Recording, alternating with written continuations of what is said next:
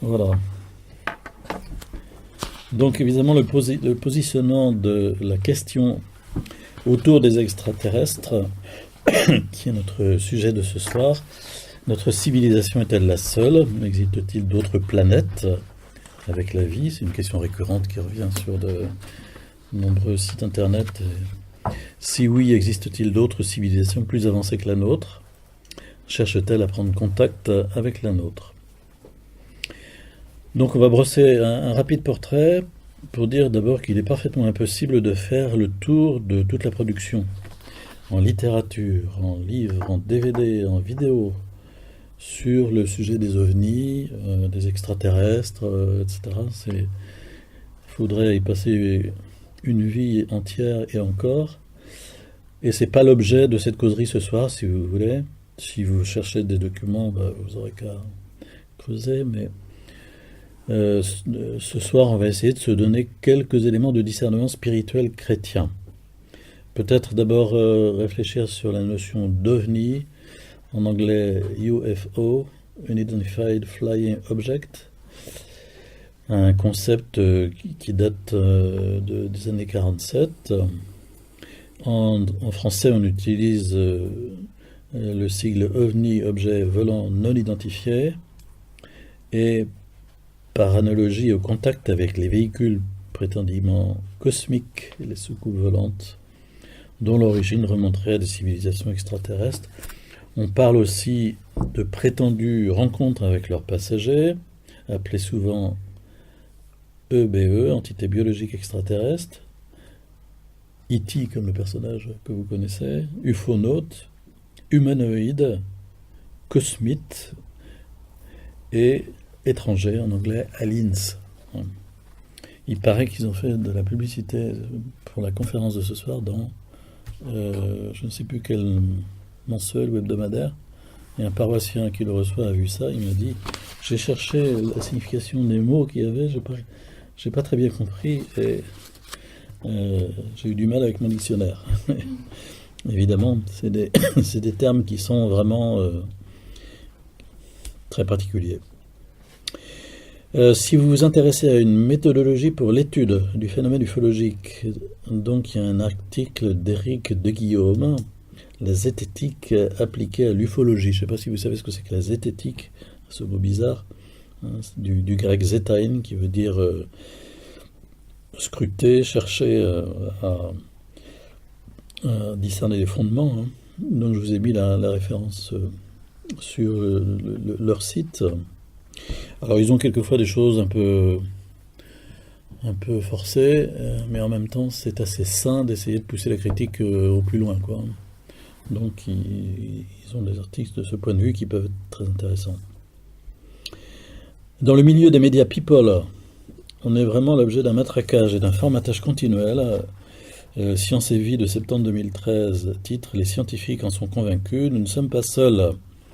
Les arguments qui changent la donne ». Ou encore, un an plus tard, septembre 2014, Voie lactée, 9 milliards de planètes habitables, etc. Enfin, on nous resserre le plat sans arrêt. Les sites internet donc ne sont pas un reste, peuvent donner lieu à des délires non dissimulés. En voici un, par exemple, côté russe, le Premier ministre Medvedev, après avoir complété une entrevue sur caméra le 7 décembre 2012 avec des journalistes à Moscou, a continué à répondre aux journalistes et a fait quelques commentaires sans réaliser que ce micro était toujours ouvert. Et un journaliste lui a ensuite demandé si le président avait en main les dossiers secrets sur les extraterrestres. Quand il a reçu la mallette nécessaire pour activer l'arsenal nucléaire de la Russie. Et Medvedev a répondu, avec la mallette contenant les codes nucléaires, le président du pays reçoit un dossier spécial top secret. Ce dossier, dans son intégralité, contient des informations au sujet des extraterrestres qui ont visité notre planète. Parallèlement à cela, il reçoit un rapport des services spéciaux absolument secrets qui exercent un contrôle sur les extraterrestres sur le territoire de notre pays. Voilà, on est vraiment en plein délire. Côté américain, l'ancien conseiller du Pentagone, Timothy Good, auteur de Above Top Secret, Le Covert mondial des ovnis a déclaré en février 2012 que l'ancien président Dwight Eisenhower avait tenu 3 réunions secrètes avec des extraterrestres qui étaient nordiques en apparence et dans lesquelles un pacte avait été signé pour garder secret leur agenda sur la Terre, bon, etc., etc. Des perles de ce genre, vous pouvez en trouver un certain nombre. Voilà, donc pour un petit peu positionner le questionnement de ce soir. On va s'attaquer maintenant au point 2. Quelle réponse chrétienne pouvons-nous donner à la question « Sommes-nous seuls dans l'univers ?» Il y a un livre qui s'appelle « Les extraterrestres existent-ils » aux éditions Khazar, un livre de 2013. Petit livre, 40 pages. Et dans la postface, Monsieur Philippe Quentin, qui est professeur à l'Université de Bordeaux, après avoir fait un rapide historique des réponses apportées à la question au cours de l'histoire, écrit ceci. Dans le parcours auquel il nous invite dans ce livre, le père Guy Consolmagno, un jésuite, qui est astronome au Vatican, dans le parcours auquel il nous invite dans ce livre, tout part de l'intuition que nous ne sommes pas les seuls êtres intelligents dans l'univers. Pour autant, malgré l'incroyable progrès de nos connaissances, sujet que l'auteur développe avec talent, reviennent comme un leitmotiv ponctuant tel le chœur antique l'avancée du discours, ces quelques mots « nous ne savons pas ». Ceci en soi nous situe dans une démarche proprement scientifique. Notre ignorance est un état de fait, certes, mais elle est docte-ignorance, dirait Nicolas de Chius, étant accompagnée et comme éclairée par un regard acéré sur le travail accompli, et constitue certainement un aiguillon pour avancer plus loin en eau profonde. En regard de ces considérations, l'auteur s'appuie fermement sur 2 données théologiques de base. Le principe de plénitude, évoqué plus haut, et le caractère complet et définitif de la révélation, selon laquelle Dieu aime de façon inaltérable tout être humain, à la liberté de l'homme de l'accepter ou non. La première conviction souligne l'incohérence d'une limitation a priori des capacités créatrices de Dieu, tandis que la seconde affirme avec saint Paul qu'aucune créature ne saurait nous séparer de l'amour de Dieu, manifesté dans le Christ Jésus notre Seigneur. Alors sommes-nous seuls? Peut-être bien que non. En tout cas, pour un tenant lucide de la foi catholique, ne pas être seul au monde ne saurait constituer une source d'inquiétude. Après tout, pour ce qui concerne son propre salut, on peut prendre à son compte ce que Jésus disait à saint Pierre au bord du lac de Tibériade, « Que t'importe, toi, suis-moi ». Rien n'empêche en effet de penser que Dieu, de son éternel présent, ait pu créer d'autres univers, complètement étrangers aux nôtres, et sur lesquels nous n'aurons jamais d'informations, n'ayant avec eux aucune connexion. Mais imaginer de tels univers n'a strictement aucun intérêt et ne pourrait éventuellement que nous détourner de la réalité en tant que la vie temporelle, tant de la vie temporelle que de la vie éternelle. Vous voyez cette affirmation, rien n'empêche de penser que Dieu a créé d'autres univers, mais sur lesquels nous n'aurons jamais prise, jamais aucune information, aucune connexion. Et donc, se lancer dans un trip à ce sujet, ça n'a pas beaucoup d'intérêt. Si vous voulez une réflexion de type plus vulgarisation, j'insère ici, avant de reprendre le fil, un petit article du père Yannick Bonnet. Le père Yannick Bonnet est un prêtre du diocèse de Puy-en-Velay, je crois, qui a été d'abord marié, père et grand-père, puis veuf, et qui s'est dirigé vers le sacerdoce, et qui écrit des petits billets comme ça à droite à gauche. Et dans un petit billet de l'Homme Nouveau de 2008, il écrit « Il me semble que cette fiction est radicalement hétérogène avec la révélation chrétienne. » La révélation chrétienne nous parle de ce Dieu auquel notre seule raison nous permet d'accéder avec certitude. La contemplation de la création conduit logiquement à la conviction de l'existence du Créateur. On peut le déduire par notre seule raison. Ce Dieu nous révèle qu'il est amour, unique mais en 3 personnes, et qu'il a créé par amour des êtres doués de libre arbitre, les anges et les hommes. C'est grâce à cette caractéristique du libre arbitre que ces créatures peuvent par choix délibéré aimer et participer à la vie divine pour laquelle ils ont été créés. La révélation nous dévoile que dans le plan de Dieu, il y a un lien mystérieux entre cette accession à la vie divine proposée aux anges et aux hommes. Les uns, les anges, sont des esprits immatériels, les autres, les hommes, des êtres de chair et d'esprit. Quant à Dieu, en Jésus-Christ, s'est fait homme tout en restant le Verbe éternel, préexistant à la création des anges, des hommes et de tout l'univers. On ne voit pas pourquoi Dieu, qui est lumière et vérité, nous aurait caché l'existence d'une 3e catégorie d'êtres doués d'intelligence et de volonté. C'est important ça comme réflexion. On ne voit pas pourquoi Dieu, qui est lumière et vérité, nous aurait caché l'existence d'une 3e catégorie, en dehors des anges et des hommes, d'êtres doués d'intelligence et de volonté, susceptibles d'avoir des contacts avec nous, et donc un impact sur notre vie terrestre, dont le Christ nous a dit que sa seule fonction est de nous faire cheminer vers la vraie vie, la vie éternelle. Conclusion, les extraterrestres sont une pure fiction, n'ont aucune réalité. L'intérêt suscité par leur existence supposée chez certains ne peut que les détourner du réel et de la recherche du chemin du salut. Bon voilà, ça c'est un petit billet, si vous voulez, basique sur la question. Si on reprend les réflexions sur le livre du Père Consolmagno, dont le titre, donc, on l'a dit, Les extraterrestres existent-ils? Voici quelques extraits où vous le voyez, j'ai mis en caractère gras ce refrain donc, qui revient régulièrement, nous ne savons pas. Le premier et le plus important fait auquel nous ayons à faire face dès lors que nous nous posons la question de l'intelligence extraterrestre, et celui-ci, nous ne savons pas. De toutes les planètes que nous avons découvertes en orbite autour d'autres étoiles, il n'est pas clairement établi que l'une d'elles offre un lieu adapté à la vie telle que nous la connaissons. Sur aucune d'elles, pas plus d'ailleurs pour rester plus proche de nous, que n'importe où dans notre propre système solaire, nous n'avons trouvé la preuve complète et irréfutable que la vie ait pu démarrer en quelque autre endroit qu'ici sur la Terre. Pour autant que nous sachions avec certitude, nous pourrions bien être seuls.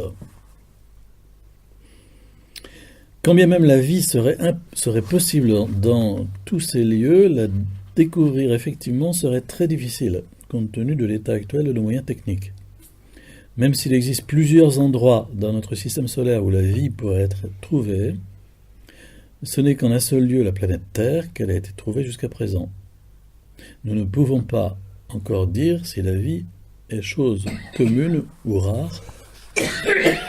Nous ne savons pas. Plus loin, page 27, dans son livre, le résultat de toute cette discussion est simple, il n'y a rien dans les Saintes Écritures qui confirme ou infirme la possibilité d'une vie intelligente ailleurs dans l'univers. Nous ne savons pas. Dans la Bible, il n'y a rien. Nous sommes libres de spéculer sur le sujet, mais cette spéculation est limitée par 2 faits que nous reconnaissons comme des points centraux de notre foi. Tout d'abord, tout ce qui pourrait exister ailleurs est la création d'un Dieu d'amour. Ensuite, indépendamment de la question de savoir ce que Dieu aurait ou n'aurait pas créé ailleurs, rien de ce qui existerait ailleurs ne peut contredire ce qu'il a fait ici pour nous. Alors ça, c'est très intéressant. Ces deux affirmations, je reprends la première. Tout ce qui pourrait exister ailleurs est création d'un Dieu d'amour. Donc vous allez voir que tout ce qu'on découvre sur les ovnis, c'est en parfaite contradiction avec cette affirmation. Et deuxième chose, indépendamment de la question de savoir ce que Dieu aurait ou n'aurait pas créé ailleurs, rien de ce qui existerait ailleurs ne peut contredire ce qu'il a fait ici pour nous. Le dessinateur américain de bande dessinée, Walt Kelly, qui est mort en 1973, a peut-être fourni la vision la plus pertinente du débat à propos de l'intelligence extraterrestre. Au début des années 70, Pogo, personnage d'un de ses ouvrages, proposait cette réflexion. Il n'y a que deux possibilités. Ou bien il existe la vie ailleurs dans l'univers, qui est plus intelligente que la nôtre, ou bien nous sommes les êtres les plus intelligents de l'univers. Dans les deux cas, cette pensée a le grand pouvoir de nous rendre modestes. La seule éventualité d'une vie intelligente ailleurs souligne le caractère humain, ou au moins presque humain, des observations astronomiques les mieux établies sur l'immensité de l'univers. Pour des catholiques, faute de réponse certaine, l'étude de cette question invite à retrouver la place de l'homme. Elle devrait nous conduire à nous concentrer sur la contemplation de la grandeur de Dieu et de son amour tout particulier pour nous. Et enfin, pour terminer sur la réflexion sur cette question, un autre point de vue récent, qui est celui du père José Funes, qui est directeur de l'Observatoire astronomique du Vatican, encore actuellement. Après l'annonce par la NASA de la découverte de Kepler 452b, une planète semblable à la Terre, il a expliqué vendredi 31 juillet 2015 à l'agence France Presse ne pas croire à une rencontre avec des extraterrestres. Pour ce jésuite argentin, l'existence d'une vie et d'une forme d'intelligence sur Kepler 425b est probable, même s'il reste sceptique.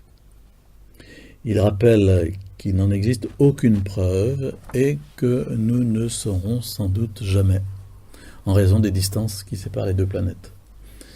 Peut-être serais-je contredit demain, mais je ne crois pas que nous arrivions un jour à rencontrer un Monsieur Spock, plaisante-t-il en faisant référence au personnage de la série Star Trek. Pour l'instant, sur le fait qu'il parle en son nom propre, en l'absence de position officielle du Vatican sur ces sujets, le père José Funes affirme ainsi que jusqu'à ce que nous ayons un résultat concret, accepté par la communauté scientifique, il est inutile de se lancer dans des commentaires hasardeux. Et même si une vie intelligente en dehors de la Terre était découverte, il n'y verrait pas de contradiction avec la foi chrétienne. D'après lui, l'incarnation de Dieu est un événement unique dans l'histoire de l'humanité et même de l'univers. Et il ne peut exister un autre Jésus. Important ça. Dieu s'est fait homme en Jésus, mais sur notre terre, en Palestine, il y a 2000 ans. Et il n'a pas choisi un Français, un Italien ou un Argentin, il a choisi un Juif, précise-t-il en souriant. Il tient cependant à saluer une bonne nouvelle dans la découverte de l'exoplanète. Ce que j'ai appris de tout cela, c'est que la recherche d'une autre vie dans l'univers nous aide à nous comprendre mieux, à nous rendre compte du rôle qui est le nôtre dans cet univers, à comprendre ce que signifie la vie, ce que veut dire être intelligent, ce qu'est une civilisation. L'Observatoire astronomique du Vatican qu'il dirige se trouve à proximité de la résidence d'été du pape à Castel Gandolfo, dans les Monts Albins, près de Rome. Des scientifiques y mènent des recherches sur les météorites, les galaxies, l'origine du monde et le Big Bang. Une activité qui ne va pas à l'encontre de ce que dit Dieu, car l'Église promeut la science, une science de qualité. Voilà, on n'a pas peur de la recherche scientifique, mais en même temps, savoir ce qu'on affirme, comment on se situe. Donc voilà quelques éléments de réflexion, ça vous apporte peut-être pas d'éléments très très neufs, mais en même temps, je pense qu'il faut quand même essayer d'intégrer quelques arguments pour pouvoir les partager avec ceux qui poseraient la question, quoi, quand on en débat.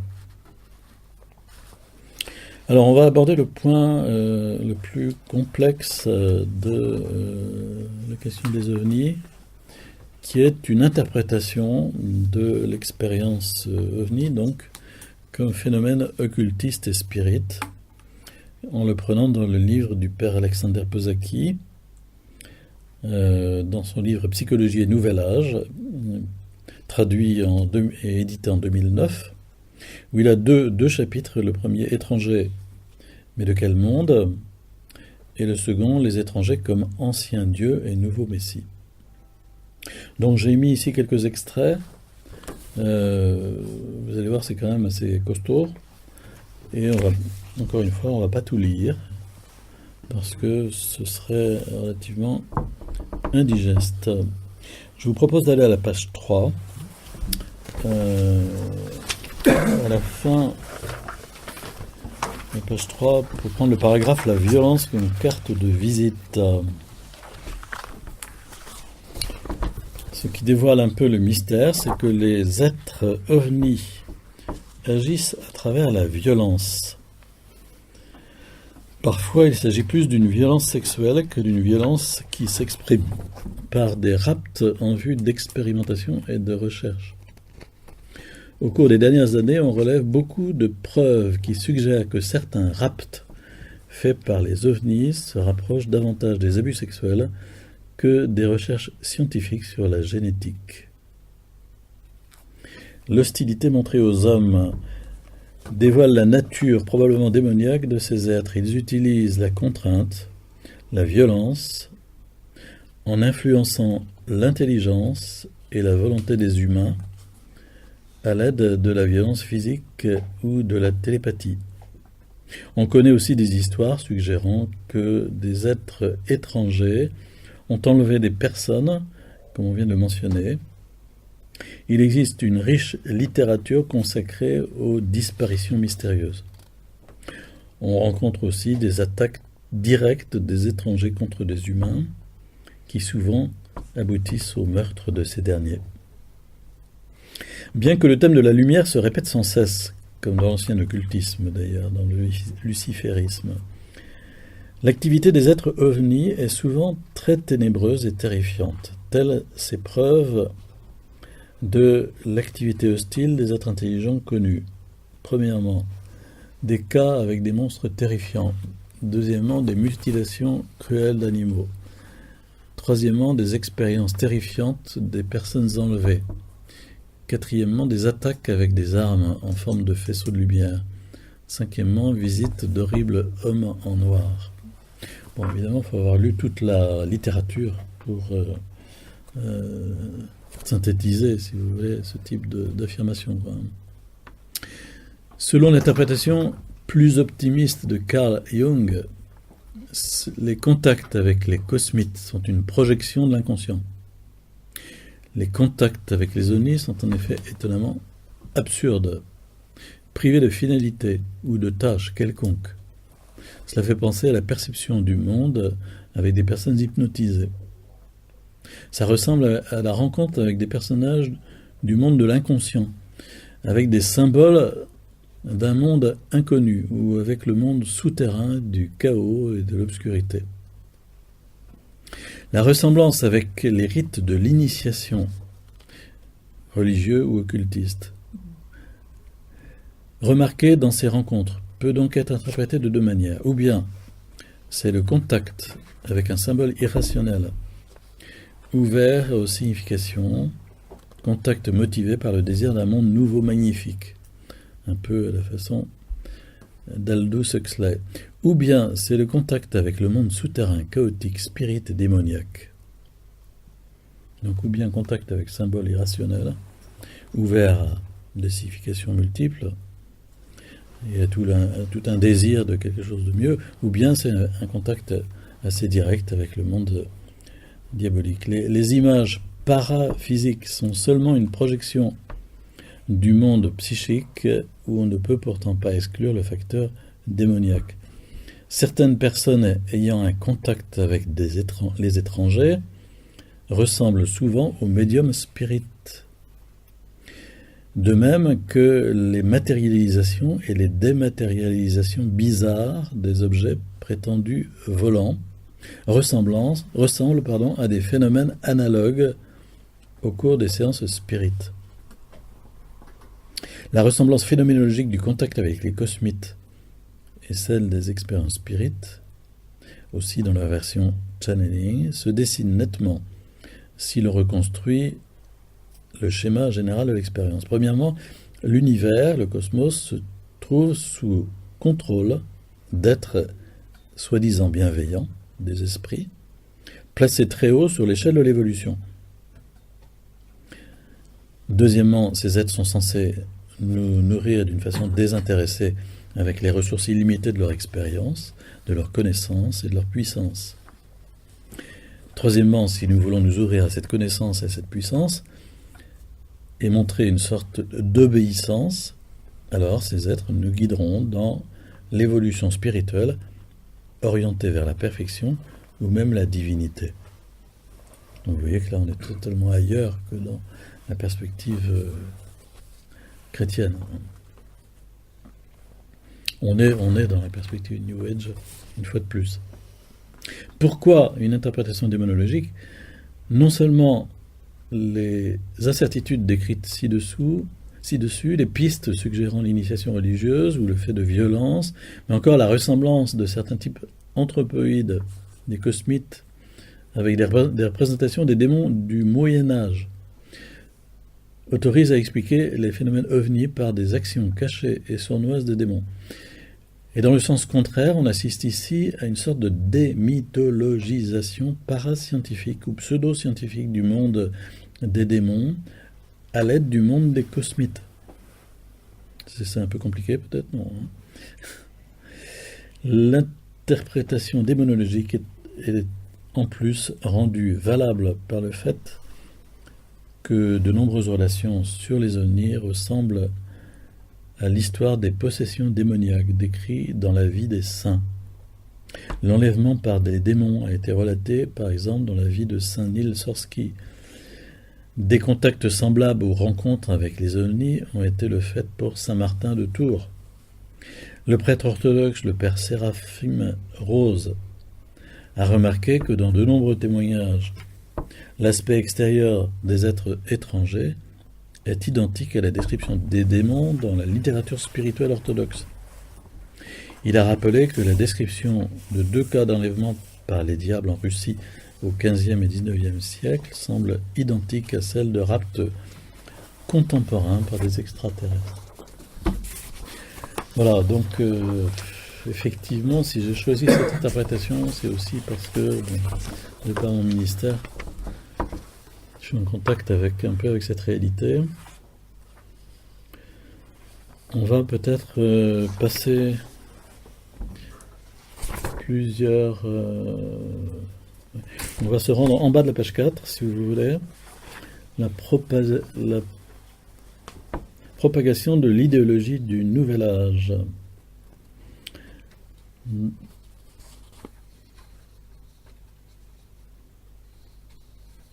Oui, si vous voulez prendre à gauche, juste à gauche de ce titre, on a on ne saurait dire... Pardon, on va prendre un peu plus haut après les crochets. Un aspect intéressant des enlèvements dans les récits, donc des personnes qui racontent, consiste en une sorte de changement initiatique qui touche non seulement à la transformation de la conscience, mais aussi celle des idées sur le monde. Il emploie souvent ce terme, idées sur le monde. C'est un peu équivalent, si vous voulez, à idéologie, mais en fait c'est une espèce de représentation de l'univers qui provient de cette réalité. Nous avons affaire à la découverte d'une double identité des victimes, celle de la victime et celle des étrangers en même temps. D'ailleurs, souvent, on accède à cette identité par la thérapie sous hypnose, qui, en elle-même, est déjà problématique. On ne saurait dire toutefois clairement si la transformation de la conscience vers une double identité est un effet secondaire de la résolution d'une expérience traumatisante, ou bien si elle constitue une caractéristique immanente de ce phénomène. Une personne enlevée, Sheila, a reconnu son lien avec des êtres étrangers au moment où elle a regardé le chef des étrangers droit dans les yeux et s'est soumise à son pouvoir.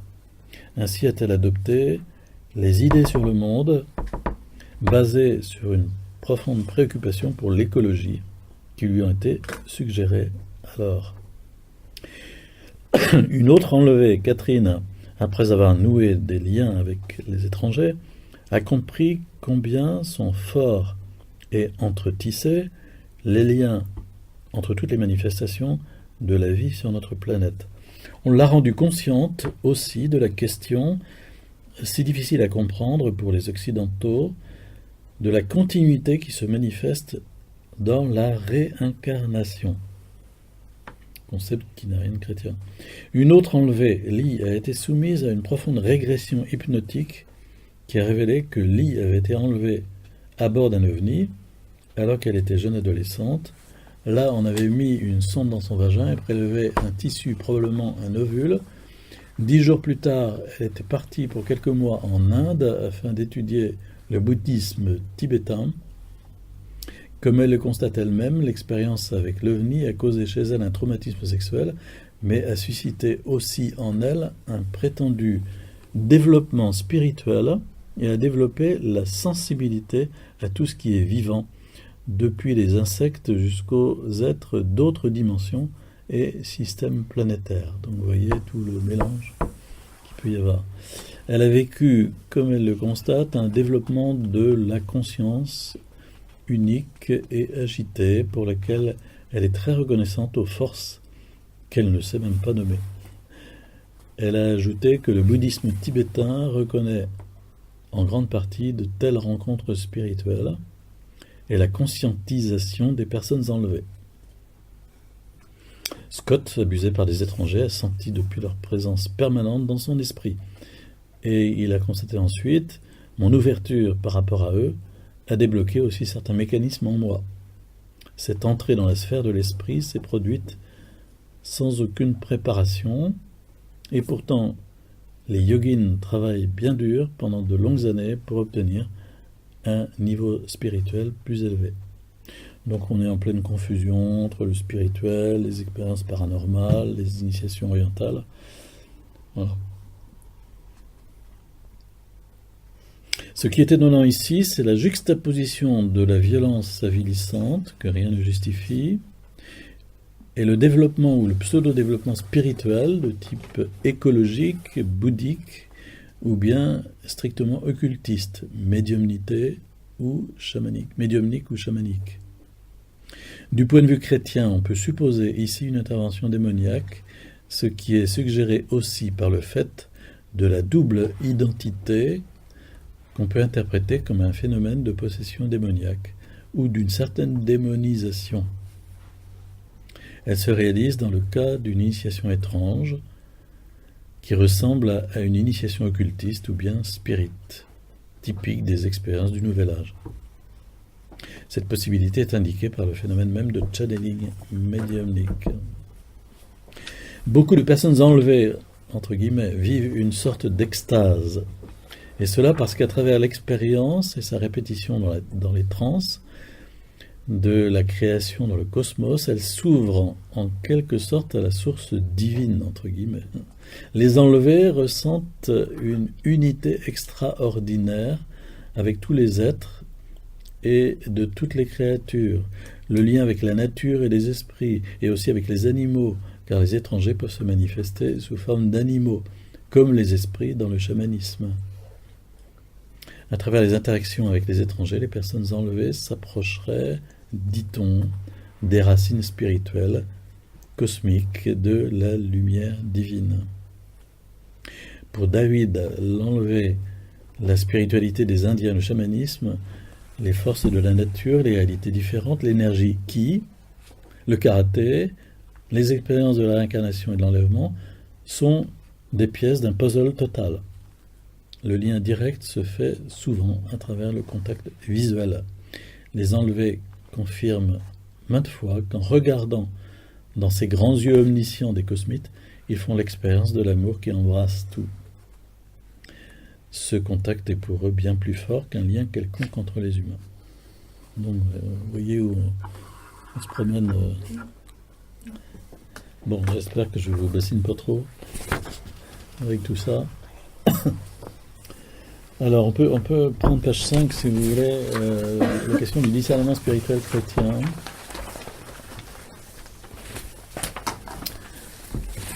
Où le père Kozeki affirme ceci: célèbre pour ses recherches dans le domaine de l'occultisme, le père Séraphine Rose, moine orthodoxe mort en odeur de sainteté.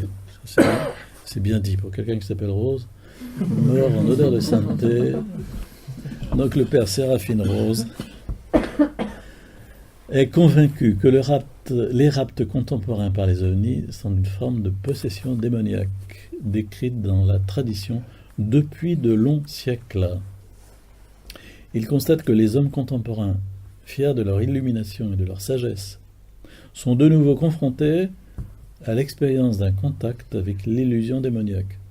Mais ils n'ont plus les clés, les idées chrétiennes sur le monde qui leur permettraient d'évaluer ce phénomène de façon juste. Il est difficile de résister à la conclusion qu'il s'agit de démons ou de fantômes créés par eux.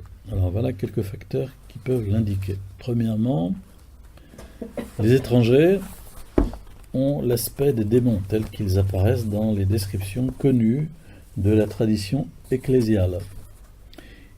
Ils semblent des êtres matériels, mais en même temps ils sont transparents ou lumineux comme immatériels. Conformément à l'enseignement de l'Église, les démons sont des êtres spirituels, des anges déchus. Ils se nourrissent des passions humaines, mais eux-mêmes sont déchus et pervers. Durant la plupart des enlèvements, les gens ont été abusés sexuellement. Deuxièmement, selon la plupart des faits rapportés au cours des examens, les étrangers infligent une douleur aux enlevés et leur font peur. Dans la littérature spirituelle, surtout dans les vies des saints, on peut trouver de nombreuses descriptions des attaques physiques des démons contre les chrétiens. Si les étrangers avaient vraiment été des extraterrestres spiritualisés du cosmos et non des démons, ils auraient sûrement épargné aux gens les souffrances. En réalité, ils ne veulent pas adoucir la douleur physique ou psychique, mais au contraire l'infliger aux victimes arrêtées. Troisièmement, les étrangers suscitent le sentiment de peur et de dégoût qui accompagne les humains au cours de la première rencontre. Ils disparaissent seulement après la soumission spirituelle de l'homme à ses ravisseurs. Ce sont des manipulations démoniaques typiques, connues de la tradition chrétienne. Les démons tendent méthodiquement à vaincre le dégoût naturel que leur proximité suscite aux humains et à le remplacer par la confiance à leur égard. Quatrièmement, les effets spirituels des contacts avec les étrangers sont complètement anti-chrétiens. Les personnes enlevées abandonnent la tradition universelle du christianisme orthodoxe en pratiquant une spiritualité fausse, apparentée à la pseudo-religiosité du Nouvel Âge, qui leur est transmise par la voie de l'illusion démoniaque. Ces gens ne se trouvent plus sur le chemin de perfectionnement et de transformation de la personne humaine, chemin chrétien, centré sur Dieu, théocentrique, soutenu par la grâce de Dieu, par l'Esprit Saint.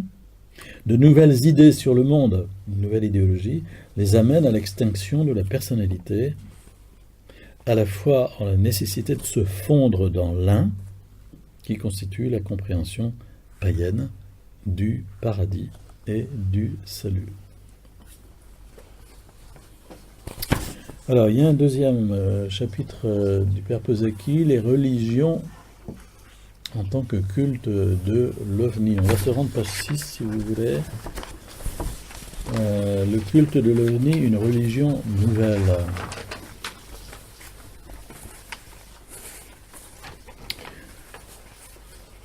Différents cultes des ovnis présentant un caractère nettement religieux ont fait leur apparition. Parmi ces cultes, on compte le plus souvent Entrevis, la société Aetherius, Aetherius Society, l'Académie des sciences Unarius. Vous avez peut-être jamais entendu parler de ça comme moi d'ailleurs. Unarius Academy of Science, le mouvement raélien, donc là on connaît mieux en France, et le mouvement Urantia.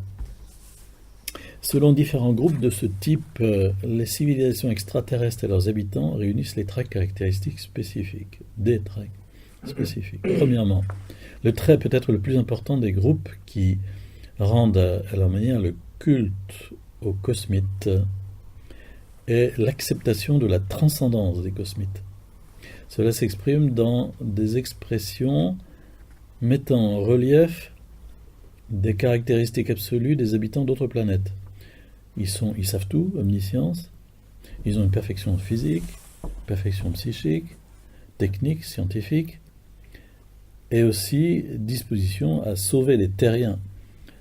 La transcendance des cosmites est soulignée par leur dénomination, Elohim, frère de la lumière, guide céleste, etc.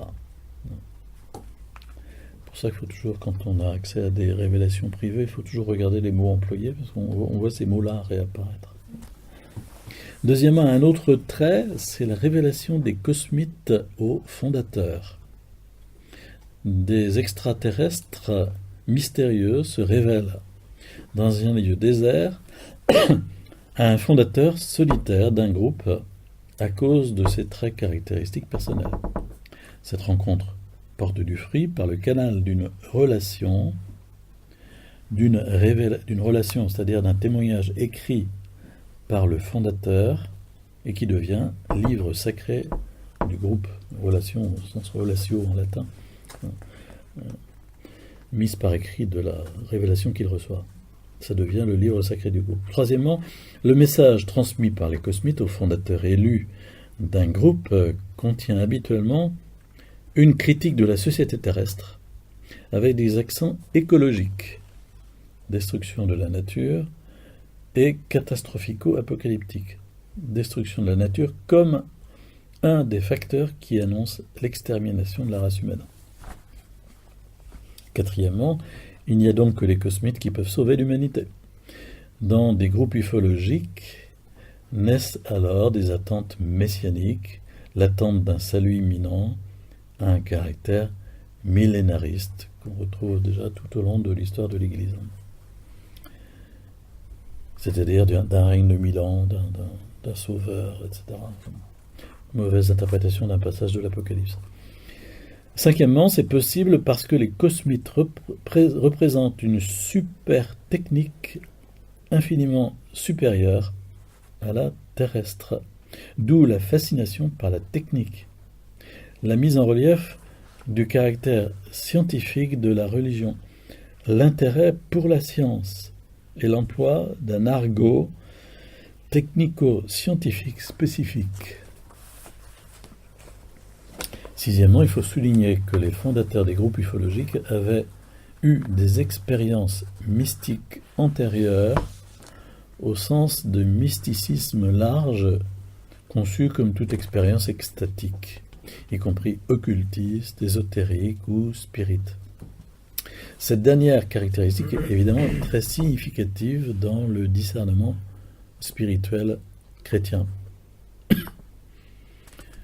Les étrangers se présentent donc comme des tuteurs providentiels de l'humanité, nouveaux messies qui interviennent dans la vie de l'homme pour l'avertir d'un danger, le préparer à accéder à un niveau supérieur de spiritualité.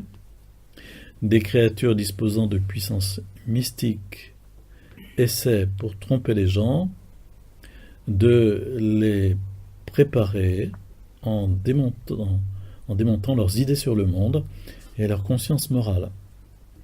Ils les endoctrinent avec une philosophie spirituelle, entre guillemets, ou une vision religieuse fondée sur l'évolution cosmique de la conscience et la conception impersonnelle de l'absolu. Que ce soit donc des humanoïdes réels, visitant les hommes dans leur véhicule cosmique, ou simplement des démons, les uns et les autres détournent les gens de la vraie religion et du vrai chemin du salut. Et même quand on va plus loin dans l'analyse des messages, on s'aperçoit que les messages des étrangers sont anti-chrétiens. Alors évidemment, ils sont taciturnes pendant de nombreuses rencontres, ce qui ne veut pas dire qu'ils n'influencent pas les humains en les manipulant par exemple par l'hypnose ou la télépathie. Et ils prononcent souvent des discours sophistiqués ou des messages ultra compliqués. On peut les décrire, on peut les évaluer. Ce sont des messages concernant les idées sur le monde. Une sorte d'idéologie, un message philosophique et aussi théologique qui rappelle en principe le message reçu dans l'expérience de channeling, même si le cas en question était sans rapport avec l'ufologie. Ce qui est bizarre, c'est qu'il s'agit ici principalement des idées sur le monde de type Nouvel Âge, ou des idées orientales simplifiées, védiques ou bouddhiques par exemple. Des éléments essentiels de ces idées ont déjà été diffusés par la tradition occultiste de la franc-maçonnerie et de la théosophie d'Helena Blavatsky, liée à la franc-maçonnerie, ayant une influence importante sur le Nouvel Âge, et qui a été une source d'inspiration pour d'autres. Donc la vision du monde qui est propagée par les étrangers peut être résumée en quelques points. Ça, c'est intéressant. Donc, c'est cette question des idées sur le monde, qui, quand on l'analyse, montre bien que ça n'a strictement rien à voir avec la révélation chrétienne.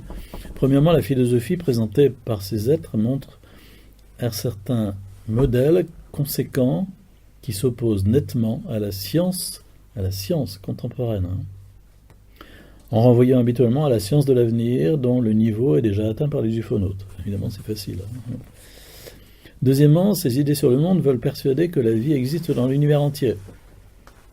Il y a justement des humanoïdes qui possèdent une conscience et une vie affective qui en général diffèrent de la vie affective humaine.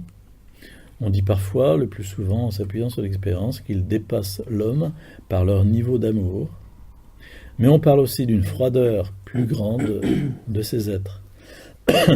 Généralement, ils possèdent aussi des capacités parapsychiques développées, télépathie, puissance de l'intelligence, psychokinésie, capacité à faire bouger des objets par la puissance du psychisme. Troisièmement, il s'agit davantage d'avoir une conscience que d'être une personne. Important. Il s'agit davantage d'avoir une conscience que d'être une personne. Les âmes conscientes habitent des corps matériels en transmigrant d'un corps physique dans un autre. C'est quand même assez vieux, ça, comme conception. On trouvait ça chez les Grecs déjà. Selon le processus de l'évolution cosmique de la conscience, en atteignant par degrés le progrès dans la vie spirituelle à travers différentes expériences dans des corps matériels successifs. Il s'agit donc là de la migration des âmes ou de la réincarnation qui s'oppose au dogme de la résurrection. Comme le constate Catherine Lederman, l'ex-leader du mouvement du Nouvel Âge, l'expérience centrale, suprasensorielle ou spirituelle, y est aujourd'hui aussi une certaine migration de l'âme, où on a l'impression de quitter son propre corps et de se mouvoir dans une région qui se trouve hors de notre planète. Selon le père Fuss, c'est la réincarnation qui constitue l'essence de l'expérience spirituelle dans le Nouvel Âge. L'un et l'autre sont vrais et ont lieu ici. Quatrièmement, le progrès spirituel consiste dans le développement de l'amour et de la compassion par rapport à tous les êtres et dans le développement de la connaissance, de l'intelligence et des puissances parapsychiques. On serait tenté de dire, c'est très bien, le développement de l'amour et de la compassion. On s'aperçoit en même temps qu'on est dans une perspective très bouddhiste orientale. Cinquièmement, les êtres à des niveaux supérieurs du développement spirituel collaborent entre eux dans un système organisé de gouvernement cosmique. À l'opposé de cela, la plupart des gens sur la Terre sont considérés comme des arriérés, excusez du peu, dans leur développement spirituel. Des barbares primitifs, des demi-animaux, etc. À part le corps physique, sixièmement, il existe un corps subtil, formé d'énergie plus subtiles que celles qui sont connues de la science contemporaine. Il existe aussi différents niveaux d'existence dans la réalité dite parallèle, ou l'autre dimension. Et septièmement, on y confesse le plus souvent la philosophie du panthéisme, tout est Dieu, en parlant d'un Dieu ou même d'un créateur, mais qui est impersonnel, omniprésent, agissant à travers le monde de la nature. Ce Dieu impersonnel est presque incompréhensible et inaccessible. À l'étape supérieure, ce Dieu est considéré comme l'un, un être éternel, sans dualité, plein de conscience, d'amour et de lumière. L'évolution de la conscience conduit finalement à l'expérience de l'un, à la pénétration en l'un. Donc on se retrouve en terre inconnue. Voilà, donc on pourrait continuer comme ça, mais je vous laisse peut-être travailler par vous-même, parce que sinon on va avoir la migraine à la fin de la soirée. J'ai prévu des verres d'eau avec des feralgans à la sortie.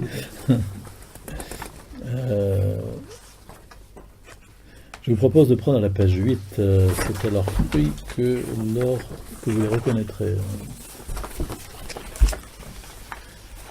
L'angliciste américaine, le docteur Carla Turner, qui pour sa part a fait plusieurs fois l'expérience de l'enlèvement par des ovnis, est une de ces victimes qui disent savoir exactement ce qui leur est arrivé.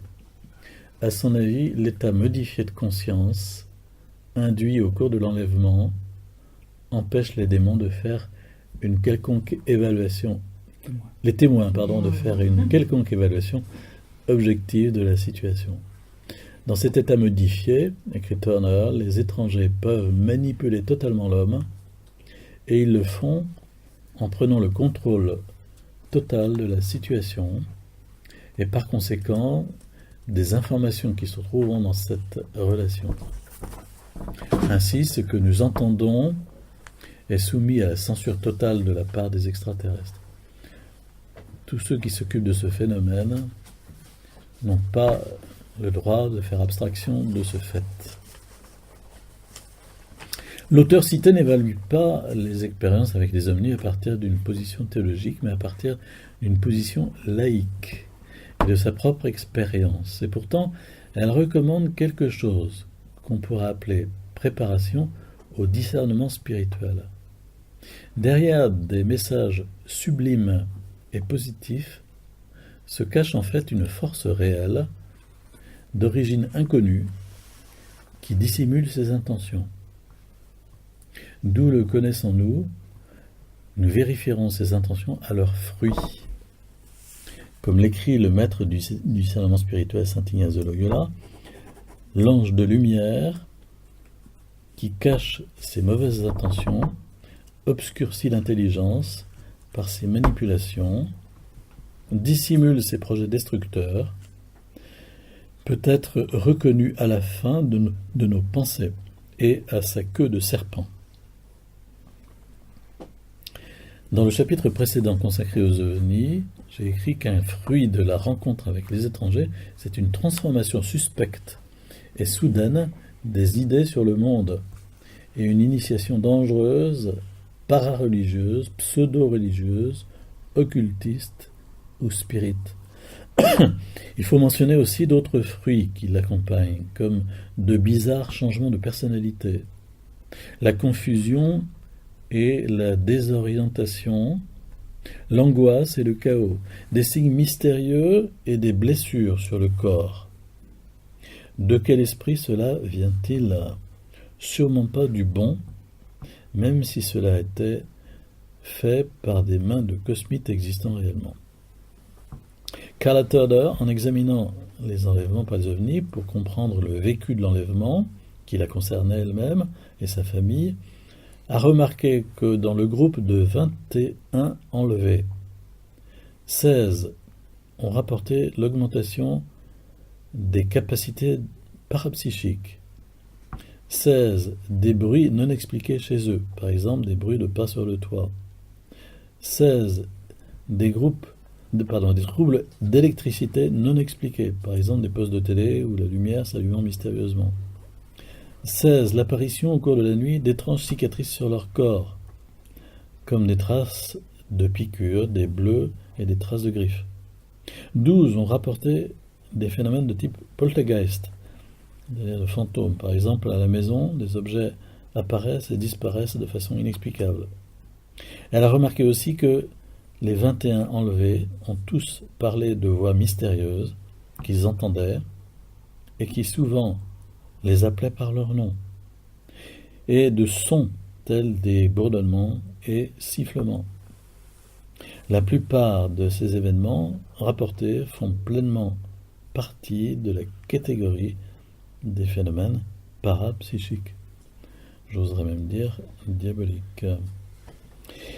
Il faut rapporter aussi que les recherches sociologiques et celles du psychiatre de Harvard, le Dr. Mack, n'ont pas confirmé l'hypothèse selon laquelle les personnes qui croient aux ovnis sont avant tout des individus malades, malheureux, ayant tendance à penser en termes simplistes, noir et blanc, marginaux, rejetant la société ou soulignant leur aliénation par des idées extravagantes affichées. Par contre, fut confirmée l'hypothèse que les personnes croyant aux ovnis s'intéressent en même temps aux autres réalités alternatives, telles que l'astrologie ou plus généralement l'occultisme. Ces personnes aussi ont plus souvent affirmé avoir vu un ovni de leurs propres yeux et étaient plus portées à croire vraies des informations diffusées par les médias à ce sujet. Elles étaient aussi plus sceptiques vis-à-vis de l'incrédulité des autorités face à la réalité de l'OVNI. On a démontré aussi que les personnes maltraitées dans l'enfance, et pour cette raison prédisposées à une dissociation psychique, ont une tendance plus forte à reconnaître la réalité de l'OVNI. Voilà, quelques éléments. Je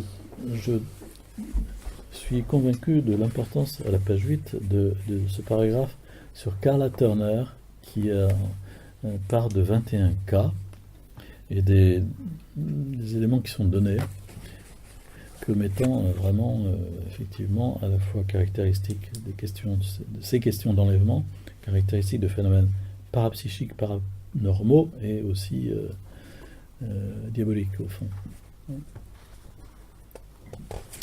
Voilà, et on va terminer donc brièvement par une petite présentation du mouvement raélien. Qu'est-ce que c'est encore que ça ? C'est quelqu'un qui s'appelle Claude Vorillon, qui est né donc en 1946, avant de devenir Raël. Il veut chanter tout comme son idole Jacques Brel. Il veut chanter. Après un succès mitigé, il s'investit dans une autre passion, le sport automobile.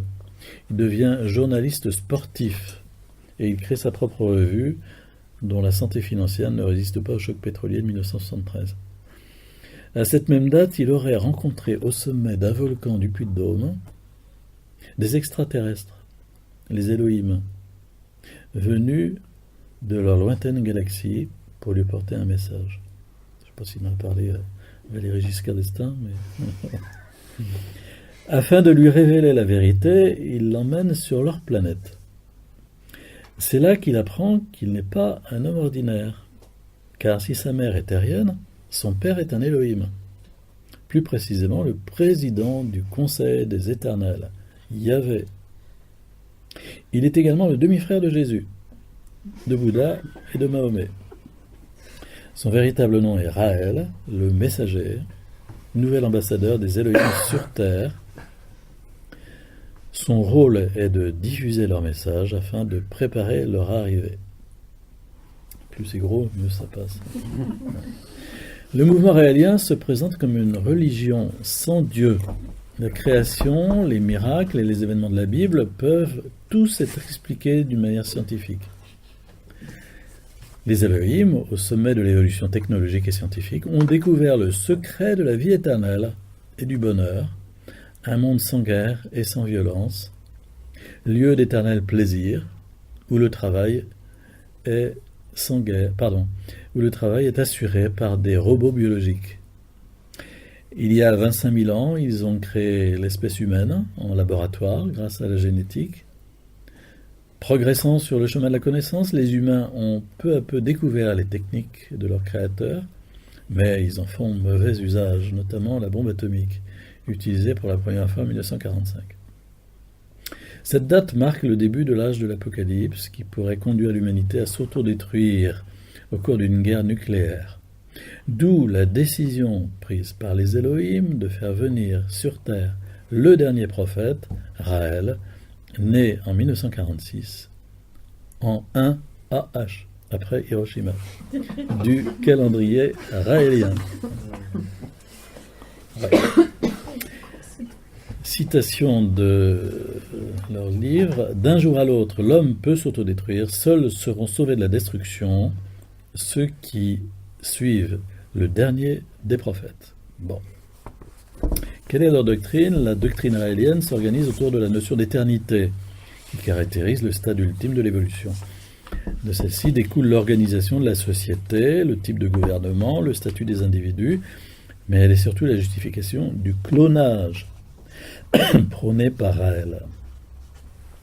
En vérité, tous ceux qui ne souhaitent pas vivre éternellement et qui sont apparemment en bonne santé, et ils ne doivent pas être nombreux, devraient être soignés pour dépression.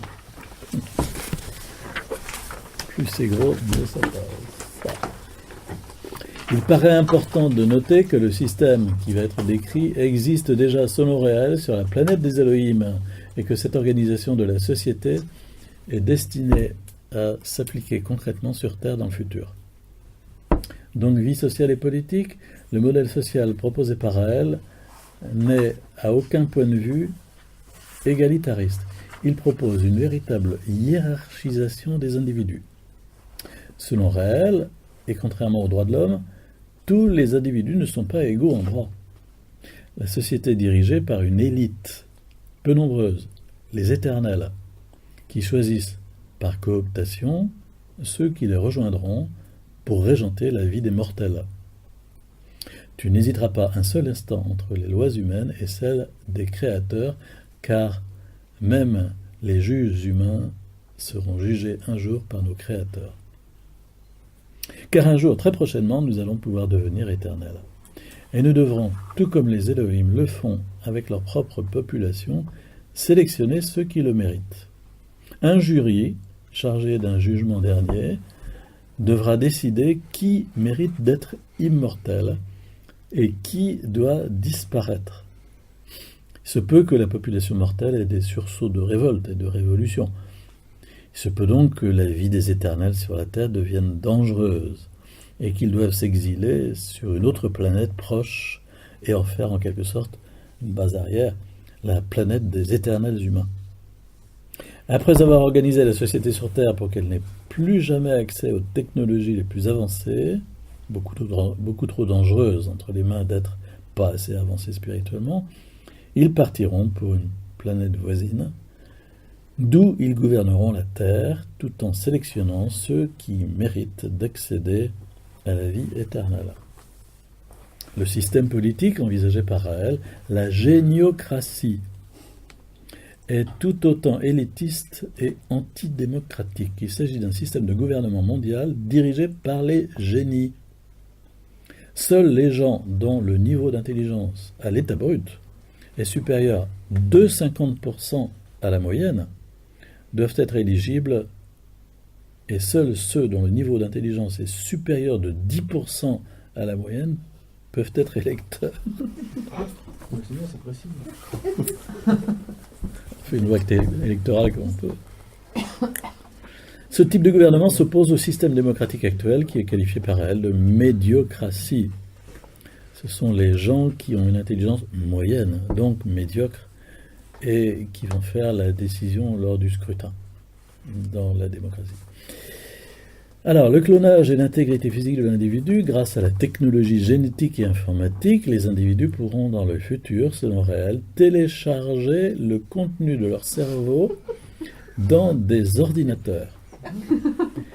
Ils vivront une vie virtuelle et pourront, à l'occasion, réintégrer pour une durée déterminée un corps conçu à vitesse accélérée grâce au clonage d'ADN. Le corps physique acquiert donc une valeur insignifiante. Cela entraîne certaines interrogations. Que représenteront alors les atteintes physiques faites aux individus. Le corps n'est-il pas destiné à devenir un simple outil biologique utilisable à merci? L'interrogation persiste quand on se penche sur la vision futuriste de Raël concernant les robots biologiques. Les robots biologiques sont composés de matière vivante, en quelque sorte des êtres ressemblant aux êtres humains, mais qui n'auront pas ce qui fait des humains, à savoir la conscience, l'autoprogrammabilité, et la capacité de se reproduire. Sans la conscience, sans l'autoprogrammabilité et la capacité de se reproduire, il n'y a aucun problème éthique à créer de nouveaux esclaves. Ils doivent être totalement soumis à leur maître. Il suffira de leur fournir un endroit pour dormir et de la nourriture comme à n'importe quel animal de compagnie. Un autre aspect du concept de corps-objet est toujours observable dans le fait que plusieurs dizaines d'adeptes féminines du mouvement se sont portées volontaires pour être les mères porteuses du premier clone humain créé par Clonada, donc la société raélienne de clonage. Enfin, la science, et en particulier la génétique, sert de prétexte à la mise en place d'une certaine forme d'eugénisme. La criminalité sera également presque totalement éliminée. Tout d'abord, grâce à un dépistage génétique de tous les défauts pouvant entraîner des comportements violents et antisociaux. Il est criminel de laisser naître des enfants qui vont souffrir toute leur vie alors que l'on sait faire en sorte que seuls les enfants génétiquement sains soient conçus. La mise au monde d'enfants porteurs de tares génétiques ne devrait-elle pas être, elle aussi, interdite comme crime contre l'humanité quand on doit l'empêcher? La vie des adeptes à l'heure actuelle, l'utopie raélienne n'étant pas réalisée, les adeptes sont bien obligés de travailler pour assurer leur subsistance. Si leur vie future leur promet un revenu minimum de subsistance, pour l'heure, ce sont les adeptes qui financent le mouvement en versant 10% de leur salaire annuel, auquel il faut ajouter le coût des différents stages et conférences. En cas de problème financier temporaire, des arrangements, bien sûr, sont prévus. Les adeptes ne vivent pas en communauté, mais se regroupent régulièrement à travers le monde lors de stages, notamment les stages d'éveil qui initient à la méditation sensuelle, technique d'harmonisation permettant de communiquer avec les Elohim par l'éveil de tous les sens. La méditation sensuelle.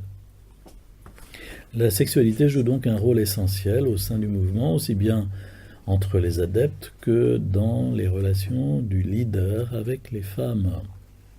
Il a d'ailleurs créé un ordre, les anges, jeunes femmes distinguées par un collier avec une ou plusieurs plumes d'ange, et qui sont entièrement dévouées à Raël.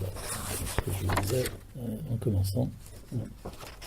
Selon Hayat El-Moutassir, dans son livre Les enfants des sectes, Fayard, 1994, des tentatives de théorisation de la pédophilie reviennent de façon itérative dans les différents écrits de Raël. Il faut donc supprimer les lois faisant automatiquement un détournement de mineurs d'un rapport sexuel entre un individu de plus de 18 ans et un individu de moins de 18 ans. Citation du livre. Tu éveilleras l'esprit de ton enfant, mais tu éveilleras aussi son corps, car l'éveil du corps va de pair avec l'éveil de l'esprit. Ne rien dire à ses enfants au sujet du sexe, c'est mal. Leur expliquer à quoi ça sert, c'est mieux. Mais ce n'est pas encore suffisant, il faut leur expliquer comment ils peuvent s'en servir pour en retirer du plaisir. Citation. L'initiation sexuelle devrait se faire aussi bien par les parents que par les éducateurs ou des guides raéliens.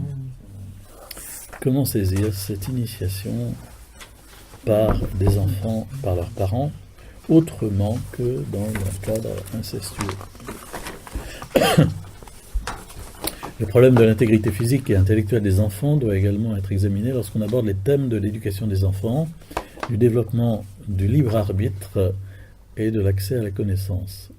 Encore une citation, « Les écoles et les universités deviennent elles aussi totalement inutiles, car les enfants peuvent soit être éduqués par l'informatique et la réalité virtuelle en bénéficiant des cours des meilleurs professeurs du monde, soit recevoir des implants électroniques qui leur communiquent les connaissances dont ils ont besoin. »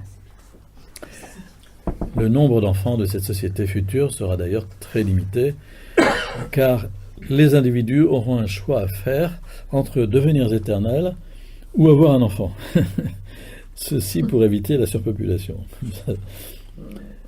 Le fait d'être obligé de choisir entre le droit à l'éternité et le fait d'avoir un enfant fera qu'il n'y aura probablement que très peu d'enfants, ce qui aidera encore les gens à se séparer sans problème pour vivre constamment de nouveaux plaisirs avec de nouvelles personnes.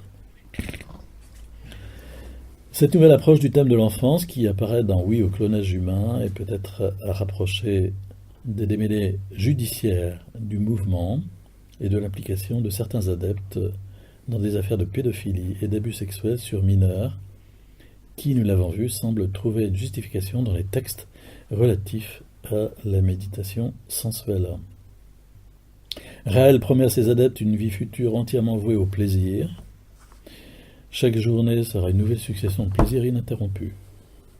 C'est simple. Apparemment, le messager a pour sa part, grâce à la générosité de ses adeptes, appliqué ces préceptes dans la vie terrestre. Les autres seront préservés et emmenés avec le guide des guides sur la planète des éternels, où ils jouiront d'une vie merveilleuse d'épanouissement et de plaisir. Ils seront servis par de magnifiques athlètes aux corps sculpturaux, en compagnie d'hommes et de femmes d'une beauté et d'un charme sans pareil et entièrement soumises à leurs désirs. De magnifiques jeunes filles seront la récompense de leur foi.